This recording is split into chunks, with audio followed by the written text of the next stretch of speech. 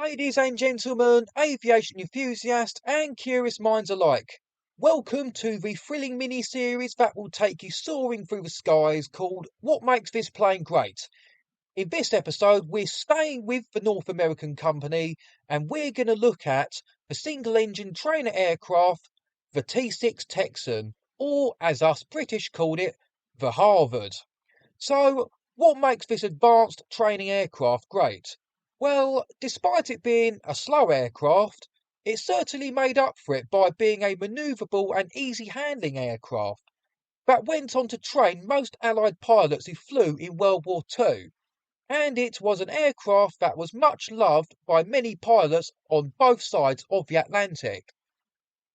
A great thing about the Texan as a training aircraft was that it proved to be an easily adaptable aircraft, being fitted with different training equipment to train pilots in all sorts of flying scenarios.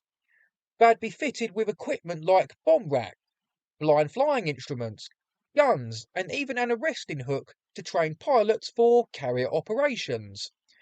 Another great fact is that while us British, the Americans and Canadians use the Texan as a trainer, the Royal Australian Air Force used their own Commonwealth Aircraft Corporation made variant called the Wirral as both a trainer and combat aircraft.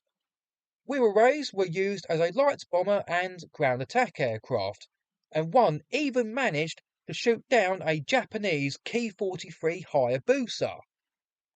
Another great thing about the Texan was that it was a cost-effective aircraft that went on to be adopted by many countries all over the world for a number of different purposes, such as in counter-insurgency skirmishes, reconnaissance operations, and as a light attack aircraft. They were used by both sides in the 1948 Arab-Israeli War, mainly to provide ground support and launch airstrikes against targets such as ships, airfields and columns, and they were also involved in air-to-air combat, with one Syrian Air Force rear gunner actually shooting down an Israeli Air Force Avia S-199 fighter. In the 1941 Ecuadorian-Peruvian War, the Peruvian Air Force used a small number of Texans as fighter bombers, and they were also used by the Greek Air Force in the post-war Greek Civil War for multiple purposes, such as close air support, observation, reconnaissance, and artillery spotting. The Texan would be used in the counter-insurgency role in the forgotten Ifni War by the Spanish Air Force and in the Portuguese Colonial War.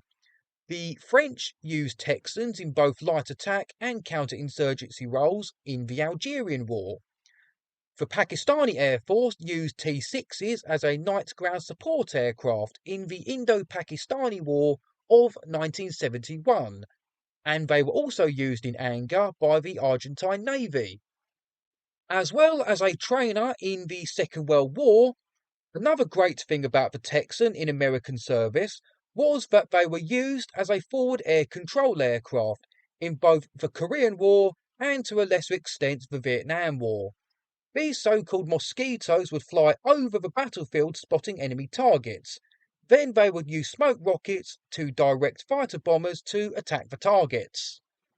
In more recent and modern times, Texans or Harvards are not only seen at many air shows all over the world, performing aerobatic displays and breaking the sound barrier in the process, plenty have also been used to represent other World War II aircraft in film productions, like representing a Japanese Zero in films like Tora Tora Tora, and they even had their own exclusive class at the Reno air races.